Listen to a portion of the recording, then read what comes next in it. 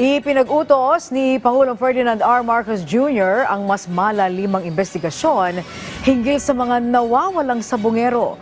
Ayon sa Malacanang, ito'y para mapanagot na ang nasa likod ng krimen at makamit na ng mga biktima ang hustisya. Si Clazel Pardilla sa sentro ng balita live. Angelique, inatasan ni Pangulong Ferdinand R. Marcos Jr. na ipagpatuloy ang malalimang investigasyon hinggil sa kaso ng mga nawawalang sabungero. 2021 nang pumutok ang report hinggil sa nawawalang sabungero na umabot na sa 34 na individual. Dinukot, pinatay at inilibing umano ang mga biktima sa Taal Lake. Sinasabing malaki at maimpluwensya ang mastermind sa naturang kaso.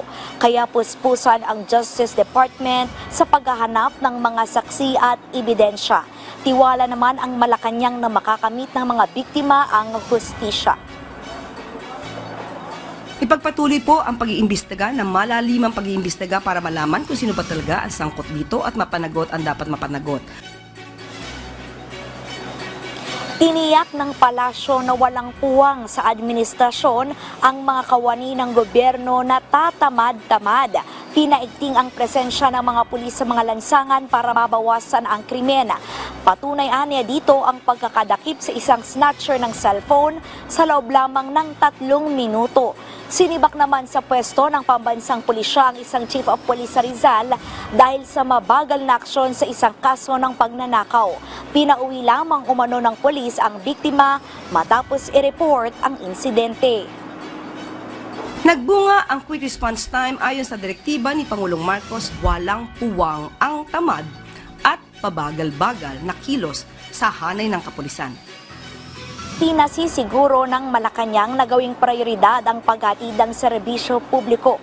Kaugnay ito ng pagkakatanggal sa ilang opisyal ng Makati Fire Station nang makitang nakaharang ang kanilang mga pribadong sasakyan sa fire truck bay ng istasyon.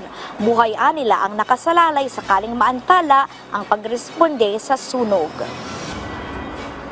Alinsunod ito sa utos ng Pangulo na pagandahin pa ang performance ng lahat ng opisina ng gobyerno sa buong bansa. Bawal ang patulog-tulog sa serbisyo. Lahat dapat nagtatrabaho.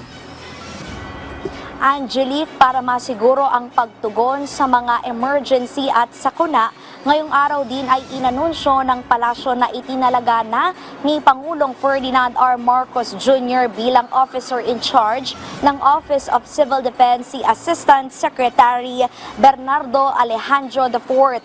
Kasunod ito ng appointment ni dating OCD Chief Ariel Nepomuceno na ngayon ay tumatayo ng pinuno ng Bureau of Customs.